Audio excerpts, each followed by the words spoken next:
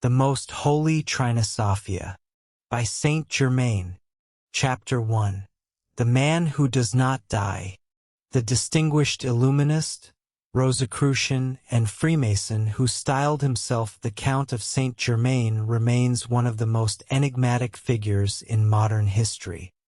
His name was virtually synonymous with mystery, and the enigma of his true identity proved as inscrutable to his contemporaries as it has remained to subsequent investigators. No doubt existed regarding his noble lineage or distinguished ancestry. His entire bearing carried the unmistakable cachet of a refined upbringing. The elegance and poise that characterized his deportment, coupled with his imperturbable equanimity under all circumstances, reflected the innate grace and breeding of one accustomed to the highest echelons of society. A London publication offers a brief analysis of his genealogy. Did he, in his twilight years, disclose the truth to his patron and devoted admirer, Prince Charles of Hesse-Kassel?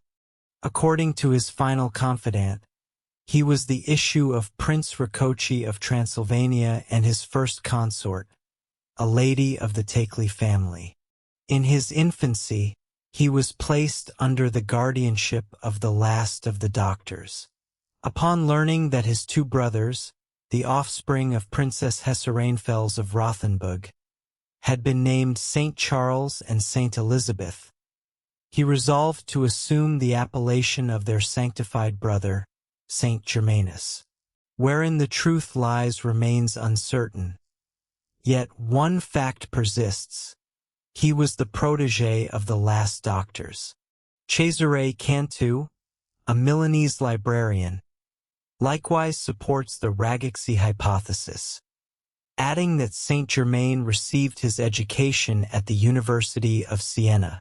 In her highly esteemed treatise, The Count of Saint Germain, The Secret of Kings, Mrs. Cooper Oakley lists the most prominent pseudonyms under which this extraordinary individual appeared between the years 1710 and 1822. Throughout this epoch, she records his aliases as Monsieur de Saint Germain, the Marquis de Montferrat, Count Bellamar or Aymar in Venice, Chevalier Schoening in Pisa, Chevalier Weldon in Milan and Leipzig, Count Soltikoff in Genoa and Leghorn, Count Zergy in Schwalbach and Treisdorf, Prince Ragazzi in Dresden, and the Count de Saint Germain in Paris, The Hague, London, and St. Petersburg. Certain esoteric writers have likewise associated him with the enigmatic Count of Gabelais, who reportedly appeared before Abbot Villiers and delivered several discourses concerning subterranean spirits. It is by no means implausible that he was also the singular Signor Gualdi, whose adventures are chronicled by Hargrave Jennings in his work The Rosicrucians, Their Rites and Mysteries. He is further conjectured to be identical with Count Hompesch, the final Grand Master of the Knights of Malta. Portraits of the Count of Saint Germain depict him as a man of medium stature, symmetrically proportioned, and possessing harmonious and striking features. His complexion was somewhat swarthy, and his hair, though frequently powdered, was of a deep black. He was customarily attired in understated black, yet his garments were of the finest quality and impeccably tailored. His eyes possessed a captivating potency, profoundly affecting all who met his gaze. Madame de Pompadour recounted that he professed to have discovered the elixir of eternal youth, asserting on one occasion that he had been personally acquainted with Cleopatra, and on another, claiming to have conversed intimately with the Queen of Sheba. Were it not for his remarkable presence and seemingly preternatural abilities, he might have been dismissed as demented. However, his extraordinary intellect was so manifest that he was deemed merely eccentric. In the Memoirs of Marie Antoinette by Madame the Countess d'Adhemer, we find a vivid depiction of the Count, whom Frederick the Great famously designated the man who does not die. In 1743, rumors circulated that a foreigner of immense wealth, to judge by the magnificence of his jewels, had arrived at Versailles. His origins remained shrouded in mystery. He was of elegant proportions and graceful bearing, possessing delicate hands and small feet. His well-turned limbs were accentuated by perfectly fitted silk hosiery. His finely tailored breeches revealed the symmetry of his form. His smile revealed magnificent teeth. A charming dimple adorned his chin. His hair was dark, and his gaze was at once gentle and penetrating. His eyes were unlike any that had ever been observed. He appeared to be approximately 40 or 45 years of age. He was a frequent presence in the royal private apartments, to which he enjoyed unrestricted access from the beginning of 1768. The Count of Saint-Germain was recognized as one of the preeminent scholars and linguists of his epoch. His linguistic accomplishments bordered upon the miraculous. He spoke German, English, Italian, Portuguese, Spanish, French with a Piedmontese accent, Greek, Latin, Sanskrit, Arabic, and Chinese with such fluency that in every nation he visited, he was perceived as a native. One chronicler remarks that he was highly cultivated, spoke all civilized tongues with brilliant facility, was an exceptional musician and an outstanding chemist, and lived as a veritable marvel in every respect. Even his most severe detractors conceded that his erudition in all academic disciplines was nearly beyond belief. Madame de Pompadour lauded the brilliance of Saint-Germain, noting his absolute mastery of both ancient and modern tongues, his astonishing memory, and his vast erudition. This learning was subtly disclosed through the playful turns of his consistently amusing and often highly charming conversation, alongside his inexhaustible capacity to vary his tone and subject, to remain original, and to introduce the unexpected into the most commonplace discussions. All of these qualities rendered him a consummate conversationalist. On occasion, he recounted anecdotes from the court of the Valois, or of even more ancient sovereigns, with such meticulous precision that he appeared to have been an eyewitness to the events. He had traversed the entire globe, and the king lent a willing ear to the narratives of his travels through Asia and Africa, as well as to his accounts of the courts of Russia, Turkey, and Austria.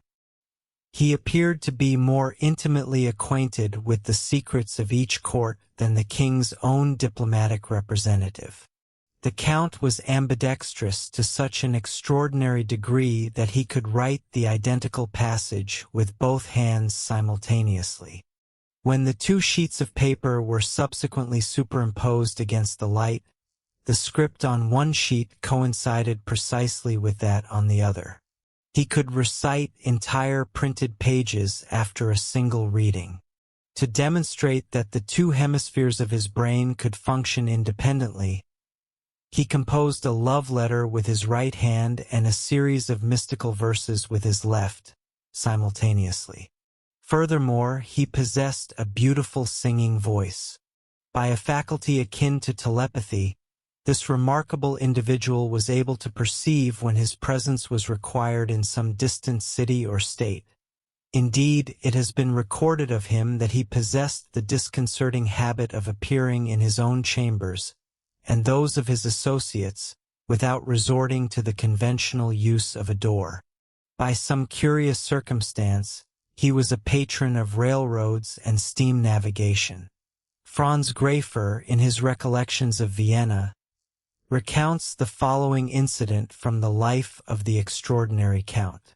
Saint-Germain then gradually lapsed into a solemn mood.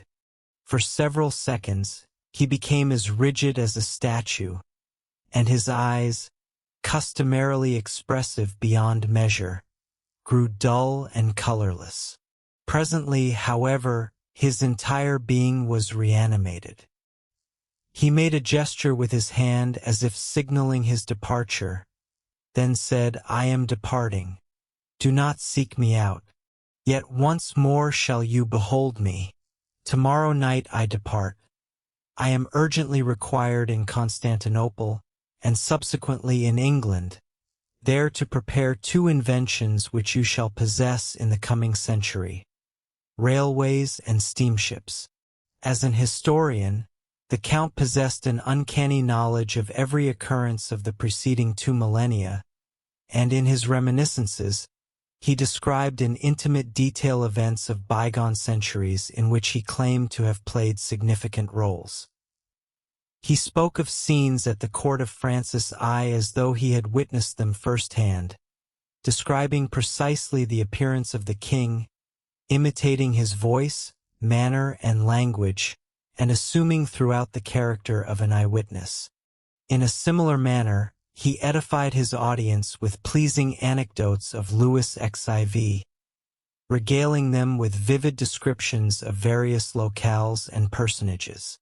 The majority of Saint Germain's biographers have commented upon his peculiar dietary habits. It was diet, he asserted, combined with his marvelous elixir, that constituted the genuine secret of longevity. Thus, despite being invited to the most sumptuous banquets, he resolutely declined to partake of any sustenance save that which had been prepared specifically for him and according to his own recipes. His nourishment consisted principally of oatmeal, groats, and the white meat of poultry. He was known, on rare occasions, to partake of a small quantity of wine, and he invariably observed the most meticulous precautions against contracting a chill. Frequently requested at dinner, he dedicated the hours wherein he would ordinarily have dined to regaling his fellow guests with narratives of magic and sorcery, incredible adventures in remote regions, and intimate episodes from the lives of eminent personages. In one of his accounts concerning vampires, Saint Germain casually remarked that he possessed the rod or staff with which Moses had drawn water from the rock, adding that it had been presented to him in Babylon during the reign of Cyrus the Great. The authors of contemporary memoirs confessed themselves at a loss as to the degree of credence that could be lent to the Count's assertions. Reason, as it was then understood, assured them that the majority of these accounts must have been fabricated entirely. Conversely, his information was of so precise a nature, and his erudition so transcendent in every respect, that his pronouncements carried the weight of profound conviction. Upon one occasion, whilst relating an anecdote concerning his own experiences in a remote epoch, and suddenly failing to recall clearly a detail he deemed pertinent, he turned to his valet and inquired, "Am I not mistaken, Roger?" The worthy servant immediately replied, "Monsieur the Count forgets that I have been in his service for only 500 years. I could not, therefore, have been present on that occasion. It must have been my predecessor." The minutest activities of so singular an individual as Saint Germain were, naturally, bound to be meticulously recorded. Several intriguing and diverting details are preserved concerning the establishment he maintained in Paris. He employed 2 personal valets. The first was the aforementioned Roger, and the second a Parisian, engaged for his familiarity with the metropolis and other useful local intelligence. In addition, his household staff comprised 4 lackeys in snuff-colored livery adorned with gold braid. He retained a carriage at the rate of 500 francs per month. As he frequently changed his coats and waistcoats, he possessed a rich and costly assortment of them. Yet nothing approached the magnificence of his buttons, studs, watches, rings, chains, diamonds, and other precious gems. Of these latter treasures, he owned an immense fortune, alternating their display each week. Encountering Saint Germain at dinner one day, Baron Glycon chanced to direct the conversation toward Italy, and had the good fortune to please Saint Germain, who, turning to him, remarked, "I have conceived a great partiality for you, and shall display to you a dozen paintings, the like of which you have not beheld even in Italy." In the words of Glycon, in truth, he nearly fulfilled his promise, for the paintings he exhibited to me were all characterized by either novelty or perfection, rendering them more interesting than many works of the highest order. Foremost among them was a Holy Family by Murillo, equal in beauty to that by Raphael at Versailles. Yet he displayed other wonders to me, a vast quantity of jewels and colored diamonds of extraordinary magnitude and flawlessness. I fancied I was beholding the treasures of the wonderful lamp. Among other gems was an opal of prodigious size, and a white sapphire as large as an egg, which, by its brilliance, eclipsed all the stones placed in comparison with it. I flatter myself that I am a connoisseur of precious stones, yet I can declare that it was impossible to discern any reason for doubting the authenticity of these jewels, the more so as they were unframed by settings. As an art critic, Saint Germain could instantly detect the most skillfully executed forgeries. He painted extensively himself, achieving an extraordinary brilliance of coloration. He was so successful in this endeavor that Van Loo, the French artist, entreated him to reveal the secret of his pigments, a request he declined. He is credited with having obtained astonishing effects in the depiction of jewelry by blending pulverized mother-of-pearl with his pigments. The ultimate fate of his priceless collection of paintings and jewels following his demise or disappearance remains unknown. It is possible that the Count's chemical expertise encompassed the manufacture of luminous paint, akin to that which is currently employed on timepiece dials. His skill as a chemist was so profound that he was capable of removing imperfections from diamonds and emeralds, a feat he actually performed at the request of Louis XV in 1757. Stones of relatively minor value were thus transformed into gems of the finest water after remaining for a brief period in his custody. He frequently demonstrated this latter process, if the assertions of his associates are to be credited. There exists also a popular anecdote to the effect that he deposited gems of immense value upon the place cards at the banquets he hosted. It was at the court of Versailles that the Count of Saint Germain was brought face to face with the elderly Countess de Gergy. Upon beholding the celebrated magician, the aged lady recoiled in astonishment, whereupon the following well-authenticated colloquy ensued between them. 50 years ago, the Countess remarked, I served as ambassadress in Venice, and I recall seeing you there, presenting precisely the same appearance as you do today, save perhaps that you then seemed somewhat more advanced in years, for you appear to have grown younger since that time. Bowing low, the Count replied with dignity, I have ever deemed myself fortunate in being able to render myself agreeable to the ladies. Madame de Gergy then continued, at that time, you styled yourself the Marquis Belletti.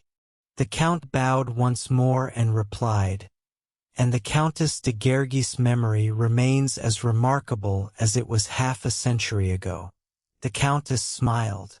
That I owe to an elixir you bestowed upon me at our first meeting. You are indeed an extraordinary man. Saint Germain assumed a solemn expression. Did this Marquis Belletti bear an unsavory reputation? He inquired. On the contrary, replied the Countess, he moved in the highest society. The Count shrugged his shoulders expressively, remarking, well, since no one complains of him, I gladly adopt him as my grandfather. The Countess d'Adhemer was present throughout this entire conversation and vouches for its accuracy in every detail. Madame du Hausset, lady's maid to Madame de Pompadour, writes at some length of the astonishing man who frequently visited her mistress. She records a conversation that transpired between Madame de Pompadour and Saint Germain. "It is true, madame, that I was acquainted with Madame de Gergy long ago," the Count quietly affirmed. "But, by that reckoning," replied the Marquise, "you must now be upwards of 100 years old." "That is not impossible," the Count enigmatically returned with a slight smile, "though I must concede it is more probable that this lady, for whom I entertain infinite respect, speaks foolishly." It was replies of this nature that prompted Gustave Bord to write of Saint Germain that he permits a certain mystery to hover about him, a mystery that arouses curiosity and sympathy. Being a virtuoso in the art of mystification, he utters nothing that is false. He possesses the rare gift of remaining silent and deriving benefit therefrom. But to return to Madame du Hausset's narrative.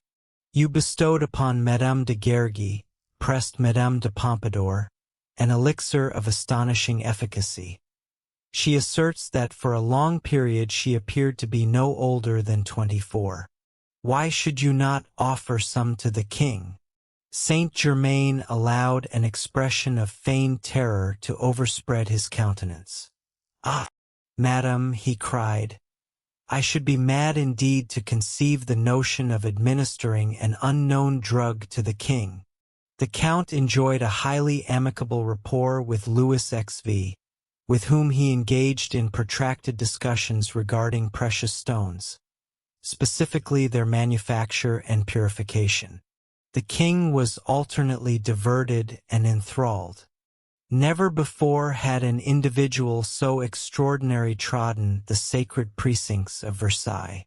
The entire court was thrown into a state of tumultuous excitement, and miracles became the order of the day. Courtiers of depleted fortunes envisioned the miraculous multiplication of their gold, while grandes dames of uncertain years dreamed of youth and royal favor restored by the fabled elixirs of this enigmatic figure. It is readily comprehensible how so captivating a personality could alleviate the profound ennui of a monarch who had spent his existence as a martyr to court etiquette, deprived by his station of the simple pleasure of earnest labor.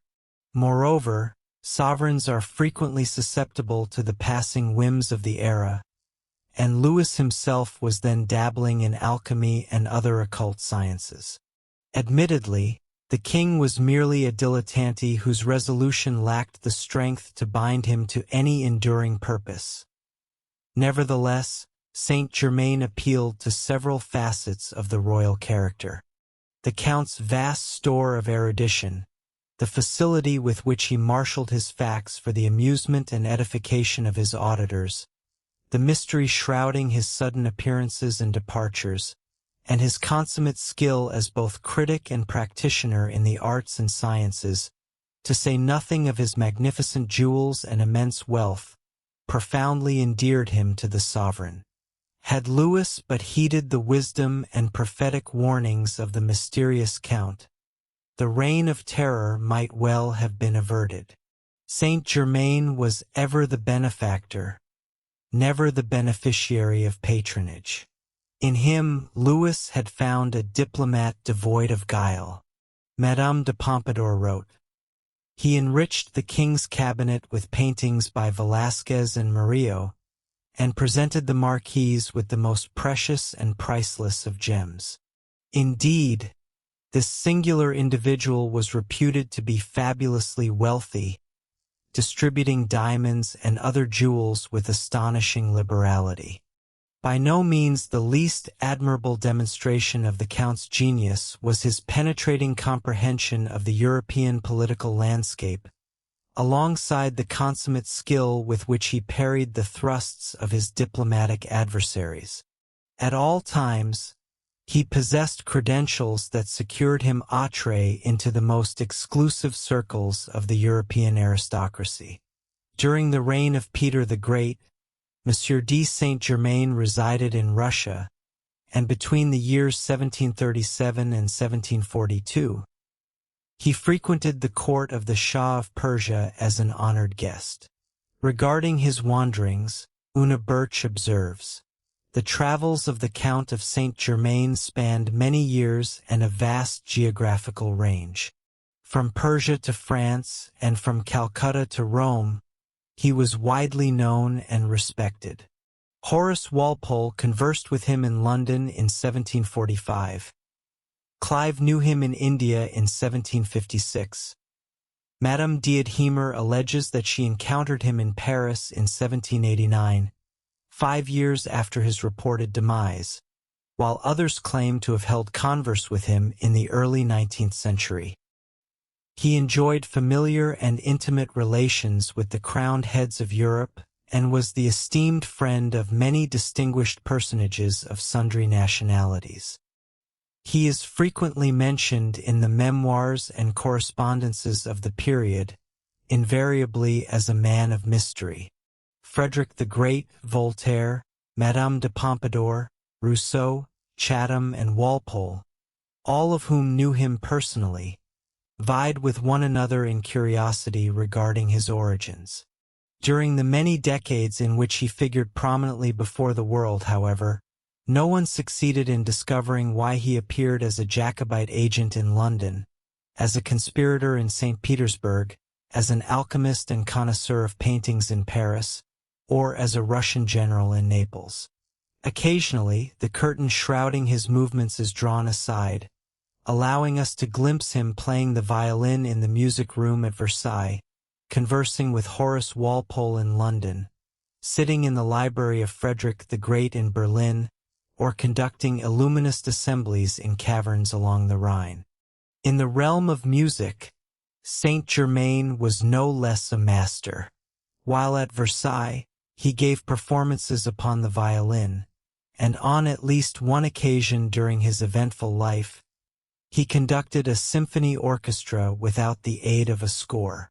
If in Paris Saint-Germain appeared as the diplomat and the alchemist, in London he was preeminently the musician. He left behind a musical legacy to remind the English public of his sojourn in their land.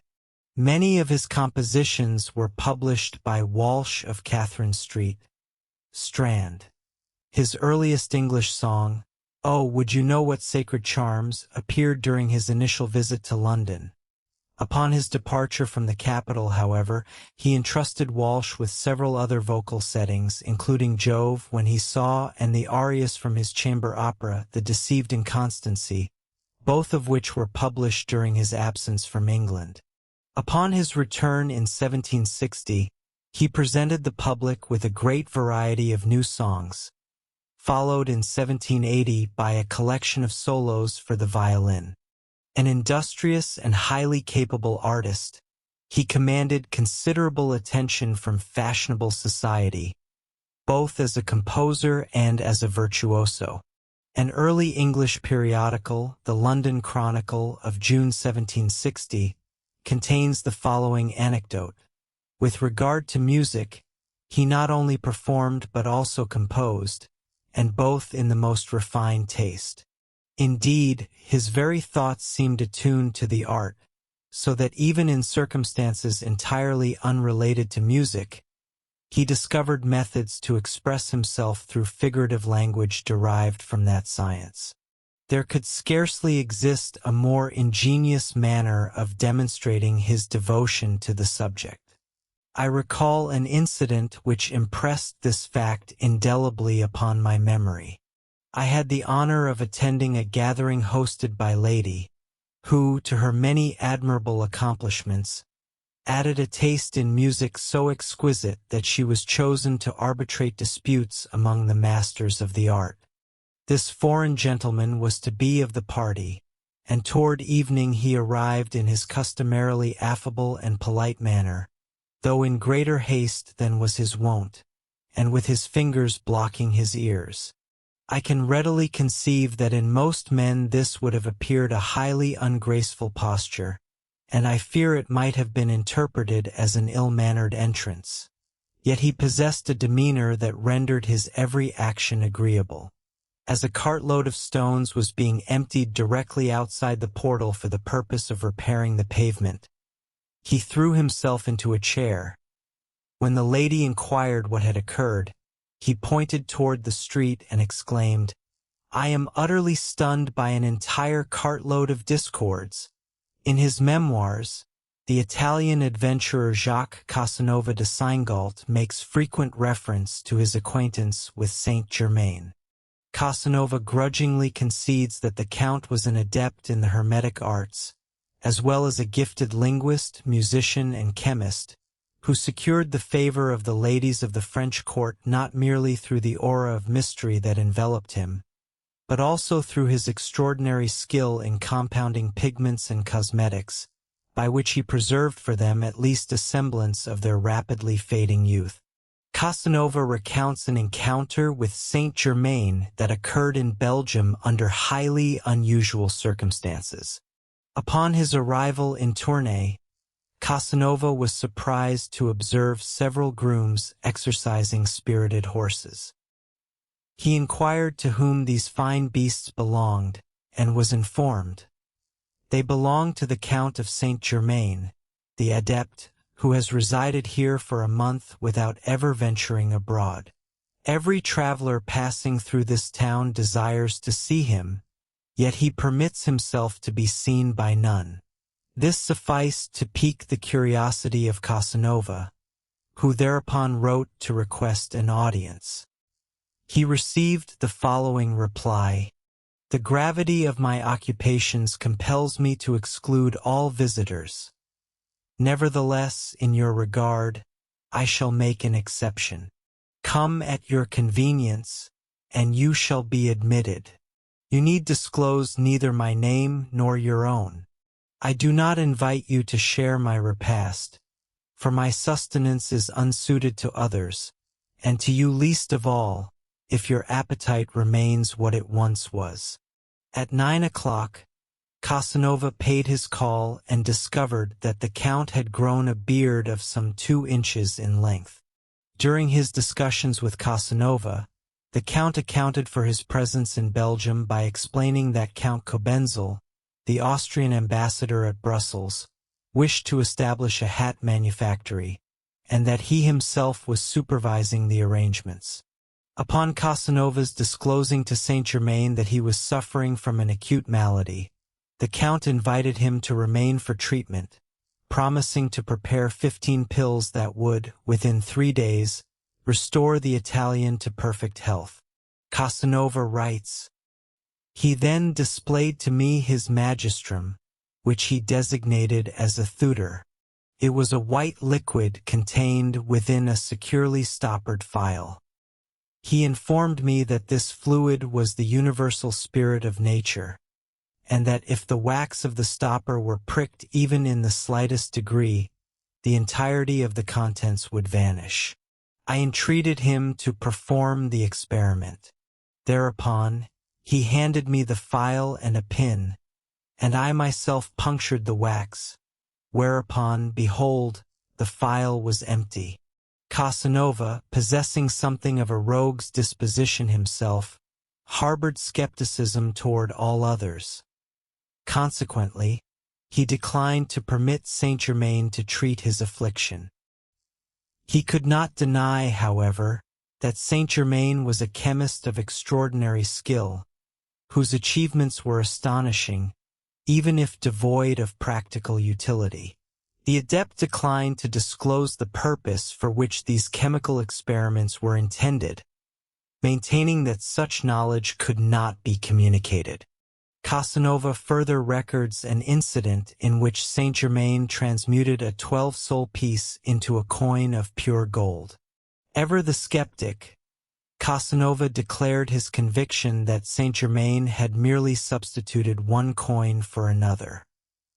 He intimated as much to the Count, who replied, Those who are capable of entertaining doubts regarding my work are unworthy of conversing with me, and therewith bowed the Italian out. This was the final occasion upon which Casanova ever beheld Saint Germain.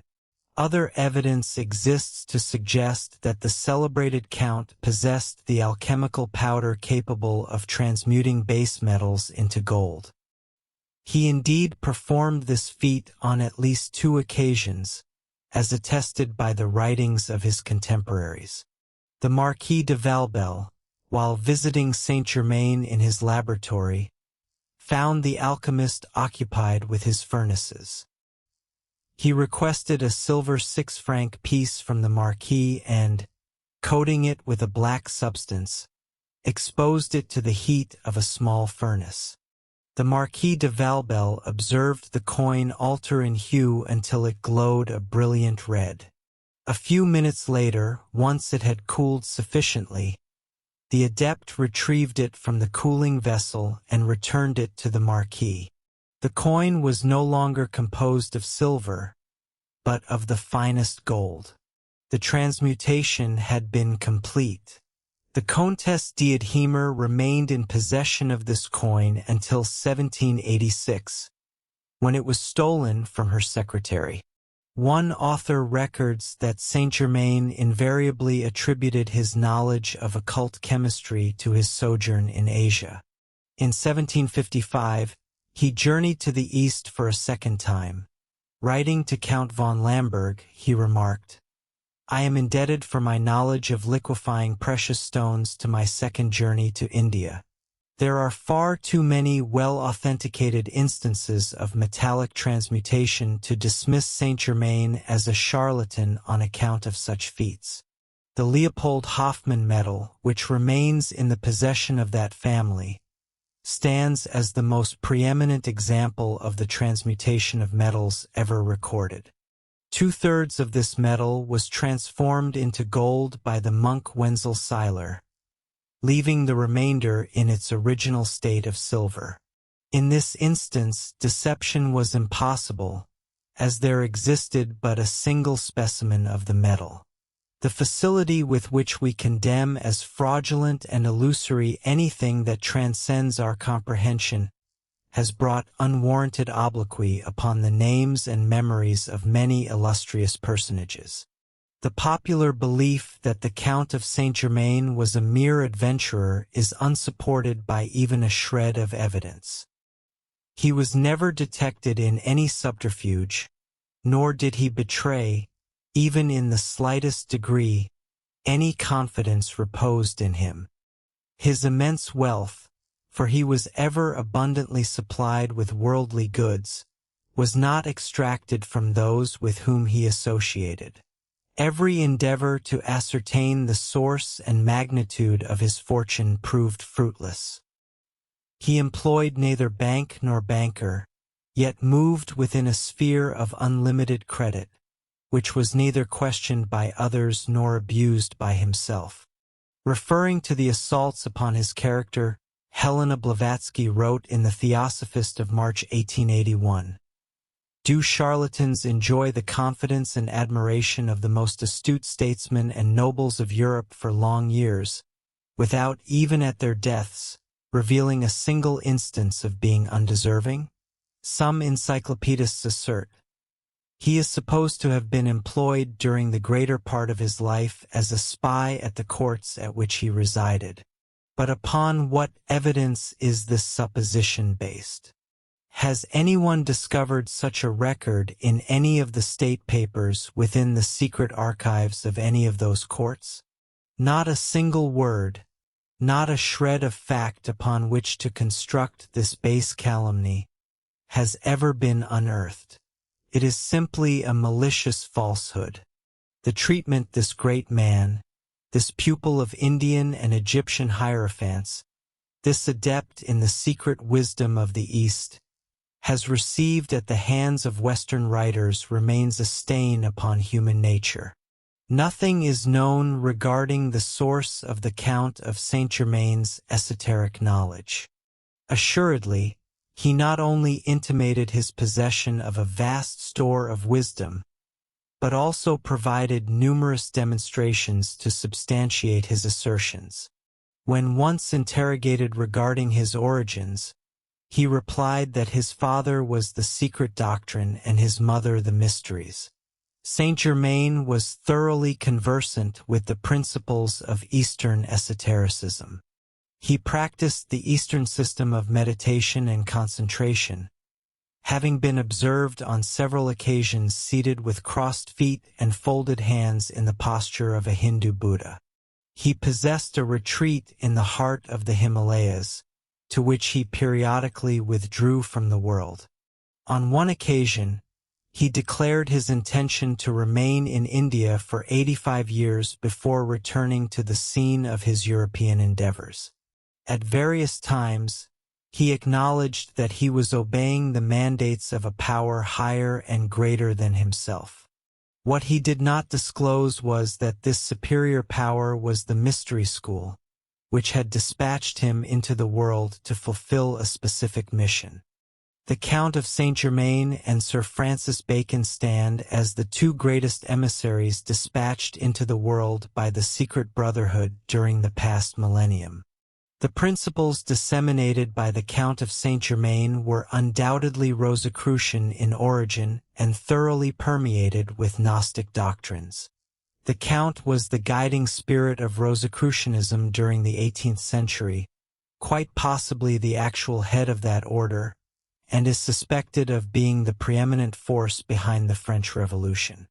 There is also reason to believe that Lord Bulwer-Lytton's celebrated novel, Zanoni, is in truth concerned with the life and activities of Saint Germain. He is widely regarded as a significant figure in the early activities of Freemasonry. Repeated efforts, however, presumably prompted by ulterior motives, have been made to discredit his Masonic affiliations. The firm of Moggs of London offers for sale a Masonic minute book in which the signatures of both the Count of Saint Germain and the Marquis de Lafayette appear. It will yet be established beyond all doubt that the Count was both a Mason and a Templar. Indeed, the Memoirs of Cagliostro contain a direct assertion of his own initiation into the Order of the Knights Templars at the hands of Saint Germain. Many of the illustrious personages with whom the Count associated were high-ranking Masons, and sufficient memoranda have been preserved concerning their discussions to prove that he was a master of Freemasonic lore. Madame d'Adhemer, who preserved so many anecdotes from the life of this extraordinary man, transcribed from one of Saint Germain's letters the following prophetic verses pertaining to the downfall of the French Empire. The hour draws nigh when imprudent France, encircled by misfortunes she might well have averted, shall recall such torments as Dante depicted. In ruin shall we behold scepter, censer, and scales, towers, escutcheons, and even the white standard. Copious torrents of blood course through every municipality. I hear naught but lamentations, and behold only those cast into exile. On every side domestic discord fiercely rages and uttering cries. On all sides virtue flees as sentences of death emerge from the assembly. Great God, who can answer to these homicidal judges? And upon what august brows do I perceive the descending blades? Marie Antoinette was profoundly disquieted by the ominous nature of these prophecies, and interrogated Madame d'Adhemer regarding her interpretation of their import. Madame replied, "They are indeed dismaying, yet assuredly they cannot affect your Majesty." Madame d'Adhemer further recounts a dramatic occurrence. Saint Germain proposed to meet the noble lady at the Church of the Recollets at approximately the hour of the 8 o'clock Mass. Madame repaired to the designated rendezvous in her sedan chair, subsequently recording the following colloquy between herself and the mysterious adept. Saint Germain, I am Cassandra, a prophet of misfortune. Madam, he who soweth the wind shall reap the whirlwind. I am powerless, My hands are bound by a force greater than my own. Madam, shall you grant an audience to the Queen? Saint Germain. No, her fate is sealed. Madam, to what fate is she sealed? Saint Germain. Unto death. Madam, and you, are you likewise doomed? Saint Germain. Indeed, as is Cazat, return to the palace. Tell the Queen to be vigilant, that this day shall prove fatal to her. Madam, but Monsieur de Lafayette. Saint Germain. A mere vessel inflated with air. Even at this moment, they are determining his fate, whether he shall serve as their instrument or become their victim. By midday all shall be resolved. The season of repose has elapsed, and the decrees of Providence must be consummated. Madam, what is their objective? Saint Germain. The utter annihilation of the House of Bourbon. They shall depose them from every throne they occupy, and in less than a century they shall decline in all their various branches to the rank of ordinary private citizens. France as kingdom, republic, empire, and constitutional regime shall be tormented, convulsed, and rent asunder. From the grasp of class oligarchs she shall pass into the hands of those who are ambitious and without merit. The Count of Saint-Germain vanished from the theater of French mysticism as suddenly and inexplicably as he had appeared. Subsequent to this disappearance, nothing is established with absolute certainty. It is asserted by transcendentalists that he withdrew into the sanctuary of the secret order which had originally dispatched him into the world for a specific and singular purpose. His mission having been fulfilled, he departed. From the memoirs of my time of Charles, Landgrave of Hesse-Kassel, we acquire several details concerning the final years preceding the demise or disappearance of the Hungarian adept. Charles harbored a profound interest in occult and Masonic mysteries, and a secret fraternity, of which he was the animating spirit, convened periodic assemblies upon his estate. The objectives of this association were analogous, if not identical, to those of Cagliostro's Egyptian rite. Indeed, upon analyzing the extant fragments bequeathed by the Landgrave, Cagliostro's assertion that he was initiated into Egyptian masonry by Saint Germain is substantiated beyond a reasonable doubt. The man of marvels attended at least some of these clandestine convocations, and of all those whom he encountered and knew throughout his existence, he placed greater confidence in Prince Charles than in any other individual. The final years of Saint Germain's recorded life were consequently divided between his experimental undertakings in alchemy alongside Charles of Hesse, and the mystery school at Lusenlund in Schleswig, where philosophical and political questions were debated. According to popular tradition, it was upon the estate of Prince Charles that Saint Germain ultimately expired, at a date reported to be 1784. The peculiar circumstances surrounding his decease engender the suspicion that it was a simulated obsequy, analogous to that performed for the English adept, Lord Bacon. It has been noted that great uncertainty and obscurity shroud his final days, for no reliance can be placed upon the announcement of the demise of one illuminate by another, for, as is widely recognized, all means of securing their objectives were within their code justifiable, and it may well have served the interest of the Society for Saint Germain to be presumed deceased. Helena Blavatsky remarks, "Is it not preposterous to assume that, had he truly expired at the juncture and location specified, he would have been interred without the solemnity and state, the official oversight, and the civic registration that customarily accompany the obsequies of individuals of his station and notoriety? Where are these records? He departed from public view more than a century ago, yet no memoirs contain such documentation. A man who resided so conspicuously in the full glare of publicity could not, had his demise actually occurred at that time, have vanished without leaving any trace behind. Furthermore, to counter this negative assumption, we possess purported positive evidence that he survived for several years subsequent to 1784.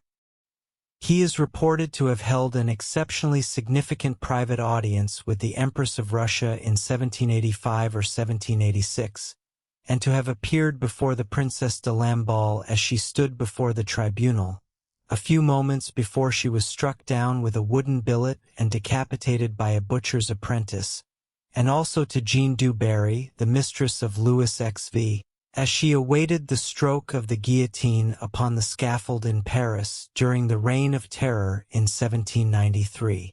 It must further be appended that the Count of Chalons, upon his return from a diplomatic mission to Venice in 1788, asserted that he had conversed with the Count of Saint-Germain in St. Mark's Square on the evening preceding his departure. The Comtesse d'Adhemer likewise beheld and conversed with him subsequent to his presumed decease, and the Encyclopaedia Britannica observes that he is reported to have attended a Masonic Congress several years after his demise had been announced. In concluding a treatise on the identity of the inscrutable Count, Andrew Lang writes, "Did Saint-Germain truly perish in the palace of Prince Charles of Hesse between 1780 and 1785? Did he, conversely, escape during the Revolution from the French prison where Grossley believed he recognized him? Was he known to Lord Lytton circa 1860? Is he the enigmatic Muscovite advisor to the Dalai Lama? Who can say? He remains a will-o'-the-wisp of the 18th century memoirists. The genuine purpose for which Saint-Germain labored must remain obscure until the dawn of a new epoch." Homer refers to the golden chain by which the gods conspired to bind the earth to the pinnacle of Olympus. In every epoch, there arise a select few individuals whose utterances and deeds demonstrate unequivocally that they belong to an order distinct from the generality of society. Humanity is guided through critical periods in the development of civilization by mysterious forces, such as were personified in the eccentric Count of Saint-Germain.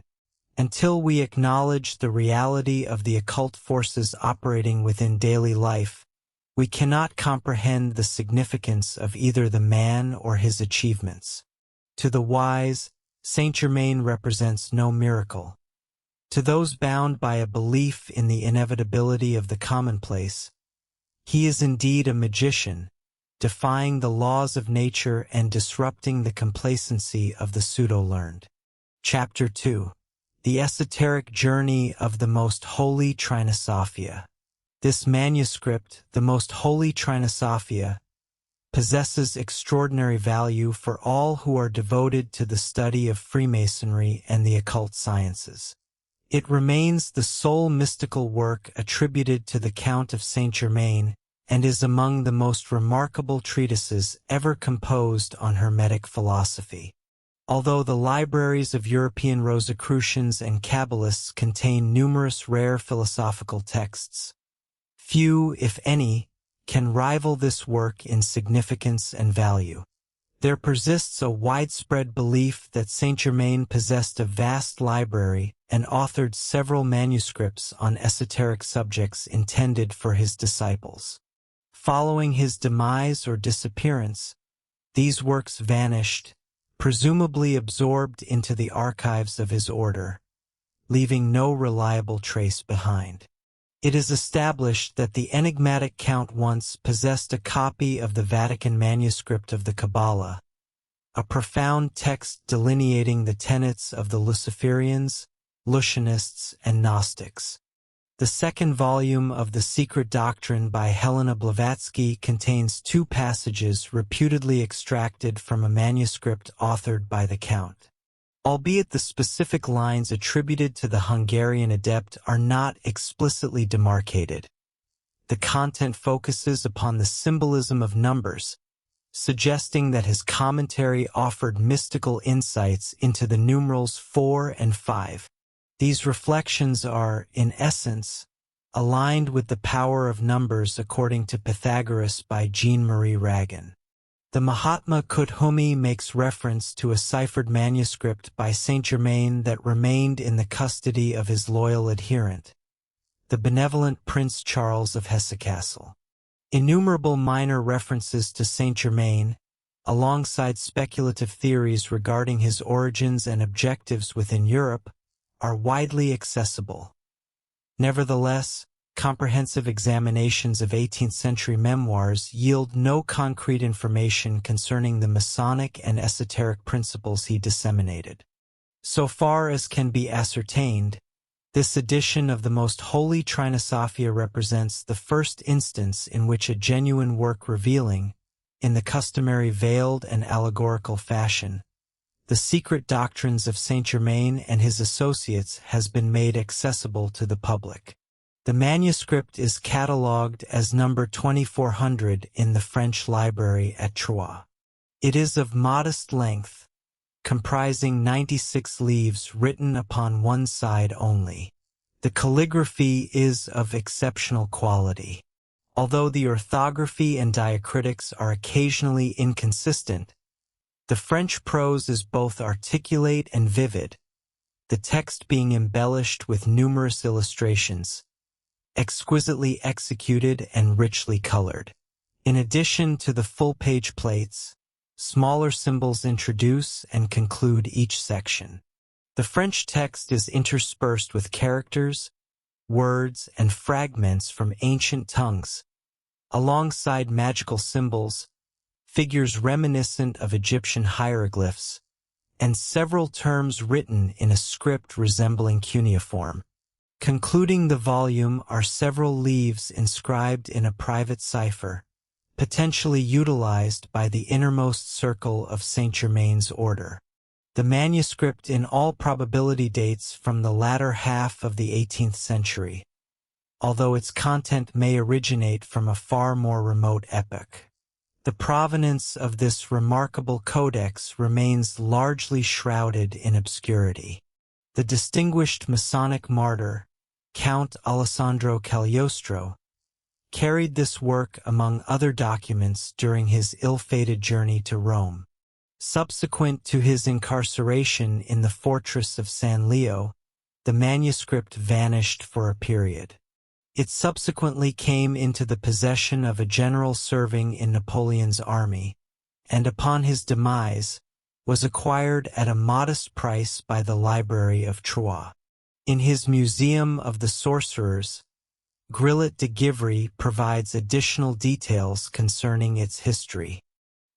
He observes that the manuscript was purchased at the auction of Messina's effects, and that at the commencement of the volume there is a notation inscribed by a philosopher signing himself as IBC Philotom. This writer declares that the manuscript was his personal property and represents the sole extant copy of the famous Trinosophia of the Count of Saint Germain, the original of which the Count had destroyed during the course of his travels. The annotation continues, explaining that Cagliostro remained in possession of the manuscript until its seizure by the Inquisition in Rome at the close of the year 1789. De Givry characterizes the contents of the Most Holy Trinosophia as alchemy interpreted through the prism of Kabbalistic symbolism, depicting Saint Germain as a mysterious 18th-century figure, an alchemist and erudite traveler who frequented the salons of Europe and who, if the manuscript is to be credited, ultimately fell into the custody of the Roman Inquisition. The title of the work, The Most Holy Trinosophia, may be rendered in English as The Most Holy Trinosophia or The Most Holy Threefold Wisdom. The title itself invites considerable conjecture. One may ponder whether a connection exists between this threefold wisdom and the Masonic fraternity known as the Threefold Wise Ones, established in the year 1805 by the eminent Belgian Freemason and mystic Jean-Marie Ragan. The depth of esoteric erudition possessed by Ragin was held in the highest esteem by Helena Blavatsky, who asserted that for half a century he investigated the ancient mysteries wherever their records survived. It is plausible that during his youth, Ragin either encountered Saint Germain or established contact with his immediate circle.